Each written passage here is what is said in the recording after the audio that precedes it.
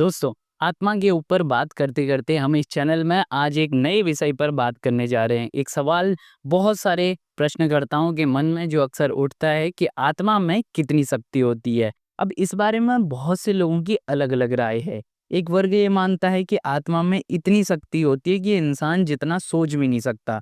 अब जब वो एक मनुष्य से दूसरे मनुष्य में जा सकती है तो फिर सोच सकते हैं कि वो कितनी पावरफुल हो सकती है। तो दूसरी तरफ कुछ लोग जो शास्त्र पढ़ते हैं, जो उपनिषदों का अध्ययन करते हैं, वो कहते हैं आत्मा वैसी नहीं है जैसी हम उसे सोचते हैं। तो आखिर क्या है सच और क्या है सिर्फ अफवाह, ये समझने के लिए सीधा-सीधा हम चलेंगे शास्त्रों की तरफ, जहाँ पर स्वयं हम ये समझेंगे कि हमारे शास्त्र क्या कहते हैं और उसके आधार पे हम ये जान पाएँगे कि आखिर आत्मा में कितनी शक्ति होती है। तो आत्मा की शक्ति के बारे में जानने के लिए सबसे पहले हमें समझना पड़ेगा कि आत्मा के बारे में जो भी बातें हमें सुनने को मिलती है, वो अक्सर या तो समाज, परिवार या रिश्तेदारों से सुनने को मिलती है। यानी कि जो बातें परंपरावश चलती आ रही हैं, जो हमारी पीढ़ी दर पीढ़ी चलती आ रही है, उन बातों को हम हकीकत मान लेते हैं और जो बातें हमने सुनी हैं, उन्हीं को सच्चाई मानते हुए हम लोग आत्मा के बारे में अपनी राय रखते हैं। जैसे कि बहुत से लोगों ने हमने सुना हुआ है कि मरने के बाद आत्मा को शांति मिलती है, उसके बाद वो भटकती नहीं है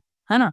तो इसी तरीके से बहुत सी बातें हैं, अलग-अलग बातें हैं, हर इंसान के मन में आत्मा के बारे में अलग-अलग छवि बन गई है। तो एक चीज़ क्या है, एक जो स्पष्ट बात है उस तक पहुँचने के लिए, एक सच्चाई तक पहुँचने के लिए हम सीधा-सीधा लोगों की बातों को नहीं सुनेंगे, सीधा चलेंगे शास्त्रों की तरफ।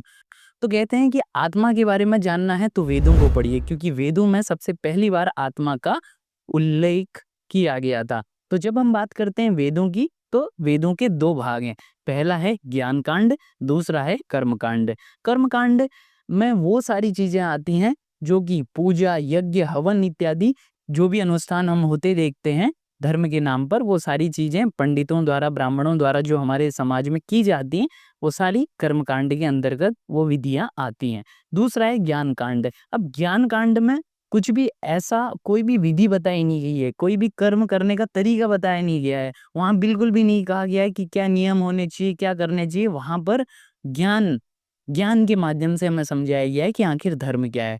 तो ज्ञान के उस शिखर को ही फिर वेदांत कहा गया है। यानी कि वेदों में जो सारी बातों को हटाकर जो सबसे ऊँची बात है, उसको उपनिषद कहा गया।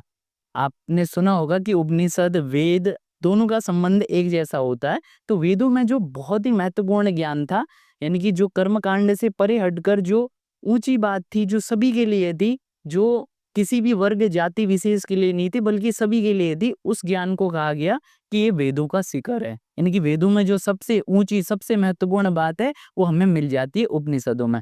अब उपनिषद भी बहुत सारे हैं। तो इसलिए उपनिषदों को पढ़ने का अक्सर लोगों के पास समय होता नहीं है। तो अब जो उपनिषदों में लिखा गया है, उसी को अगर आप भगवद गीता के माध्यम से भी जान सकते हैं। यानी कि कहा जाता है कि उपनिषद का जो सार है, उपनिषदों का जो अमृत है, उपनिषदों में जो उच्चतम ज्ञान है, वो हमें भगवद गीता में मिलता है। श्री कृष्ण जो उपदेश दे रहे हैं, वो उपनिषदों का ही जो निचोड़ है, वो हमें श्रीमद् भगवद गीता को पढ़ने पर प्राप्त हो जाता है।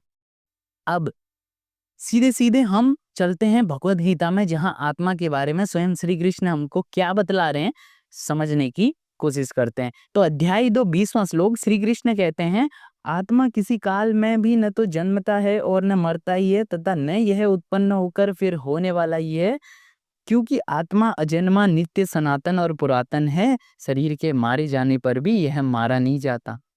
तो कितनी विशेष बात यहाँ श्री कृष्ण हमें कह रहे हैं, समझना चाहिए।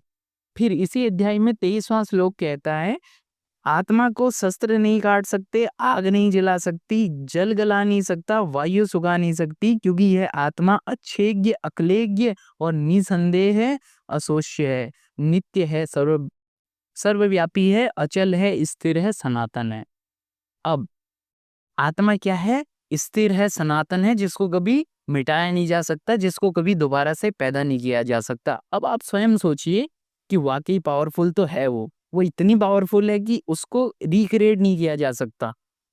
आप कोई भी भौतिक चीज़ को क्रिएट कर सकते हैं, मोबाइल दोबारा से बनाया जा सकता है, मनुष्य दोबारा से एक नए मनुष्य का जन्म हो सकता है, जीव को जन्म देकर। हर चीज जो हम यहाँ दुनिया में देख रहे हैं दोबारा बनाई जा सकती है, लेकिन कहा गया कि आत्मा सनातन है, यानी कि वो कभी मरी नहीं और ना कभी पैदा होगी, वो लगातार चलते आ रही है। तो क्या है इस दुनिया में जो कभी मरता मिटता नहीं है, जो कभी नहीं मिटाया जा सकता? तो ऋषियों ने कहा वो मात्र सत्य है जो सदा था, है और सदा रहेगा, इसीलिए कहा गया सत्य ही सनातन है। और इसी सत्य को उपनिषद हमें बताते हैं कि उसी को आत्मा कहकर संबोधित किया गया है। यानी कि जिसको हम आत्मा कहते हैं, ब्रह्म कहते हैं, सत्य कहते हैं, ये आत्मा के ही अलग-अलग नाम हैं। तो अब आप समझ सकते हैं कि सत्य ही आत्मा है और आत्मा ही सबसे शक्तिशाली होती है। तो वे लोग जो कहते हैं कि आत्मा इधर से उधर उड़ती है, ये करती है, वो करती है, उन लोगों को समझना चाहिए कि श्री कृष्ण उपनिषद हमें बताते हैं कि सत्य ही आत्मा है और जो सत्य को जानकर सत्य में जीता है, वो आत्मस्थ हो जाता है, वो आत्मा को प्राप्त कर लेता है। लेकिन वे लोग जो नहीं जानते आत्मा के बारे में ये बातें, उनको लगता है आत्मा कोई भूत-प्रेत है, कोई उड़ने वाली कोई चीज़ है जो इधर से उधर भटकती है। तो चूँकि हम शास्त्र नहीं पढ़ते इसलिए हमें बहुत कुछ आत्मा के बारे में बिल्कुल नहीं मालूम। हम सिर्फ़ अपने मन में, अपने समाज में जितनी बातें हमने सुनी हुई हैं, उन्हीं बातों को आत्मा समझे बैठे हुए हैं। तो आत्मा के बारे में और विस्तृत जानने के लिए आपको आत्मा नामक ये पुस्तक ज़रूर पढ़नी चाहिए। फिलहाल इस वीडियो को देखने के बाद आपके कोई सवाल हैं, सुझाव हैं, जो पुरानी मान्यताएँ हैं, उनको लेकर कोई भी प्रश्न है तो बेझिझक आप कमेंट बॉक्स में बताएँ। आपके हर महत्वपूर्ण सवाल का जवाब जल्दी ही देने की कोशिश करेंगे। वीडियो पसंद आया हो तो एक लाइक और शेयर ज़रूर कीजिएगा। धन्यवाद।